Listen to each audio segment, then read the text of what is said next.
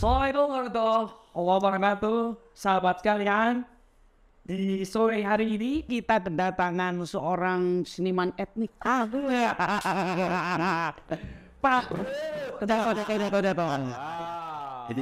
seniman etnik. Kalau dari penampilannya artistik banget, sosoknya luar biasa. Kita akan perkenalkan dulu. Beliau adalah Kang Gola. Oke. Silakan perkenalkan diri juga. Oke, assalamualaikum warahmatullahi wabarakatuh. Sampurasun awik namasur hayana wasidam. Salam budaya. Saya Gola Kinara Barkalah. Oke. Kang Gola. Oke. Aslinya orang mana ini? Nah, ini sebut-sebut asli kayaknya asli gak asli tuh. Jadi cek cerita. Seperti cerita pada zaman dahulu kala, borojol di mana, terus kemudian ngorondang di mana, lompat di mana, ngapain? Di mana? Ngapain di mana? Di Bandung, Akhirnya di Bandung. Oke. Kang Gola, kenapanya begitu menikmati, menghayati tradisi Sunda ya? Iya. Kira-kira boleh diceritakan? Menghayati dengan penghayatan karena kita sudah dianugerasi rasa ya. Rasa amun cek bahasa orang Sunda moal boga amun teu boga gitu. Moal boga lamun teu boga. Nah, jadi kudu ngalah genah ku rasana anu sajati. Nah, genah ku rasana anu sajati itu. Iya. Jadi menghayati bahwa seni atau tradisi atau budaya Sunda itu ya bukan sesuatu hal yang sesederhana apa yang orang pikirkan hari ini. Jadi sungguh mendalam, falsafah, etika, adab, peradaban, juga di dalamnya ada mengandung budi pekerti, dan daya cipta, daya hidup, daya kreatif, daya Kang Gola, kenapa budaya Sunda harus dilestarikan? Kenapa harus dilestarikan? Sebenarnya mun orang itu ngagu-gulu tradisi Sunda, dia sebenarnya mah akan lestari. Tapi konon katanya ketika kita sebagai makhluk yang rahmatan lil alamin dianugerahi rasa, cipta, karya seperti itu, ketika kita nggak cedok wae gitu atau diem gitu, wah ini udah hampir punah, terus diem wae gitu. Tidak melakukan gitu. Ya akhirnya secara tidak langsung ada rasa cinta, rasa yang dulu pernah ada. Iya, maka dari itu kita terus menggali, terus kemudian melatih, menciptakan atau bukan menciptakan ya, lebih mengembangkan apa yang sudah ada daripada seni atau tradisi budaya Sunda itu sendiri. Oke. Ini agak bergeser. Oke. Di era kekinian, kira-kira anak muda Jawa Barat khususnya anak Sunda, kira-kira masih memegang teguh tradisi Sunda nggak? Sebenarnya kalau menurut saya secara person pribadi sesungguhnya masih, tapi apa yang disebut tradisi di kacamata teman-teman milenial atau generasi Gen Z hari ini itu sepertinya mencari, menggali, tapi juga semestinya ada orang-orang atau tokoh-tokoh ya selain bahasana yang disebut agent of change, perubahan itu bisa senimannya begini ya. Bisa dimulai ya agen perubahan itu dari satu para kesepuhan, yang kedua mungkin ajengan juga dengan tata titi tradisi yang ada di pesantrenan, pesanggerahan, padepokan, terus kemudian paguron, terus kemudian juga dengan civitas akademika yang secara tidak langsung mempunyai nilai-nilai intelektual dan nilai-nilai yang sakral di dalamnya. Ini kita harus tanya nih, kira-kira Kanggula ini disiplin non teknik atau apa ya? Nah, sebenarnya disiplinnya tepugu-pugu. Tepugu rasa. Jadi kalau bahasana orang Kaleuweung nya jadi orang Leuweung, nya gitu. Mun ka pengawasan orang ngawasan ngaji rasa. Jangan ini masuknya di fakultas seni, keluarnya fakultas teknik. Kanggula, apakah anak muda Sunda memegang teguh itu secara performa seperti Kanggula pakai ikat? Itu menarik nih. Jadi kalau dilihat dari tradisi atau kebudayaan itu melingkupi kuliner. Jajablo, kekenyo, sejenis berbagai masakan, makanan, wedangan, minuman. Tapi juga ada dari arsitektur, juga dari pakaian.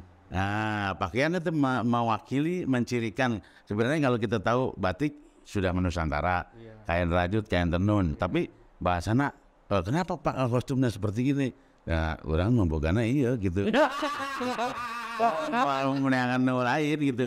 Mau mareli batik tulis yang kabeli, meneng inian. Ya. Meskipun jupoi-jupeti. Itulah kalau seniman kayak begitu. Kalau ditanya kemarin itu gak pernah ngobrol yang sebenarnya gitu.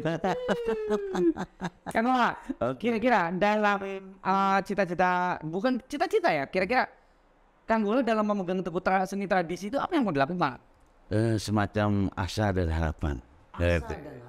Jadi ini ada seni tradisi yang menurut kita adalah sebagai tradition center atau trade of mark gitu. Jadi semacam hal yang ketika kita melakukan tradisi atau mengenal atau menggali tradisi sebenarnya sudah menjadi satu kebiasaan yang harus dilangsungkan dalam setiap helaan nafas kita seperti dalam berzikir. Jadi artinya mikiran dari udah kudu kostum lain apa kemudian kudu laguan nyari apa yang sudah ada itu belum tentu selesai kita gali. Apalagi kita beranjian nonton dan lain-lain. Misalkan begini, kita mendengar kecapi suling. Wah, zaman dulu mah kecapi suling laguna kidung, pupujian, Gusti Maha Agung, jelas. Terus degu, ngadeg ke Maha Agung. Wah, kesagalanya semuanya sakral, suci, sakral. Pada saat sekarang nyari musik-musik yang lain, ya nggak salah, karena kita menerima semua kan. Nah, bagaimana kita menggali, menetapkan rasa itu misalkan dengan tadi lah. Ini gong tiu biasanya kalau zaman dulu suka ada yang begini nih. Itu mau mulai perang. Kalau sekarang sebenarnya di tradisi kita disebut gong tiu. Nah, itu adalah manifestasi dari keagungannya. Jadi bahasanya kalau kita kan Maha Agung, gitu. Ya yang Maha Kuasa, yang meliputi langit dan bumi. Terus kemudian kalau kita mendengarkan vibrasinya misalkan 432 MHz, nah ini adalah dilahirkan oleh perkembangan para pemikir-pemikir dari zaman Nazi mungkin ya, bahwa ini bisa di dalam keilmuan musik atau psikologi sound of music itu mengandung energi yang bisa membersihkan aura energi dari hal-hal yang negatif, katakanlah gitu, lebih ketenangan jiwa. Terus kemudian ketika di beberapa kebudayaan kuno yang lain ini biasanya dipakai untuk mantra, raja, doa, dan ini kalau tidak salah suaranya seperti Andromeda atau pergeseran planet-planet. Seperti itu. Ini saja pusing. saking iya. nilai filosofinya begitu dah hafalan. Angola, Iya. kira-kira pemuda dengan tradisi hari ini tantangannya seperti apa? Nah, tantangannya tradisi itu adalah sebuah pencapaian value, investasi. Tapi kalau menurut iya, jadi kalau bahasanya prospek itu tradisi, artinya kita mengambil semua nilai-nilai, spirit yang bukan bahasanya dianggap kekunuan, tapi harus dianggap kekinian. Artinya pada saat dulu kamera ngebledos, nah ini kamera bikin ngeletikan. Nah sama sekarang karinding itu bukan lagi hanya untuk dipertunjukkan dalam pertunjukan. Semestinya karinding ini juga bisa kembali sebagai media komunikasi alam. Ya, salah satunya adalah sebagai telepati lah, sound of psychology gitu. Jadi suara-suara jiwa yang dihantar oleh vibrasi dari getaran ketukan karinding yang bisa sampai kepada penerima pesan, misalkan kira-kira kayak seperti itu. Jadi anak muda hari ini harusnya menangkap spirit itu dari masa lalu untuk masa depan. Artinya kita ciptakan hal-hal yang terus-menerus berkembang dari nilai-nilai tradisi. Oke. Kenapa begitu sangat mencintai musik etnik? Nah, kalau bicara musik etnik sebenarnya, Pak, jadi enggak sudah kudu barang beli marah. Oh, era jadi seniman teh kudu beungar sekarang gitu. Apa nih? Tata yang sebagainya. Tegawan tahu ya. Murah itu aya di alam. Iya. Drafnya lenyepan. Kembali. Oke, teman sekalian, itu udah jam memainkan Green hari ini.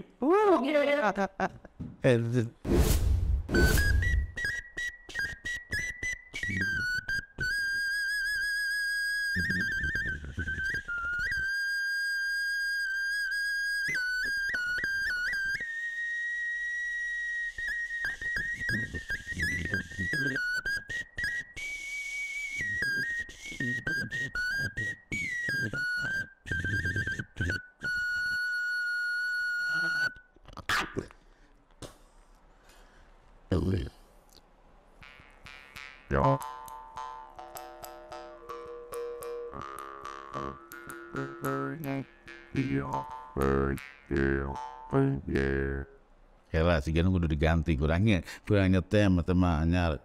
Ah iya.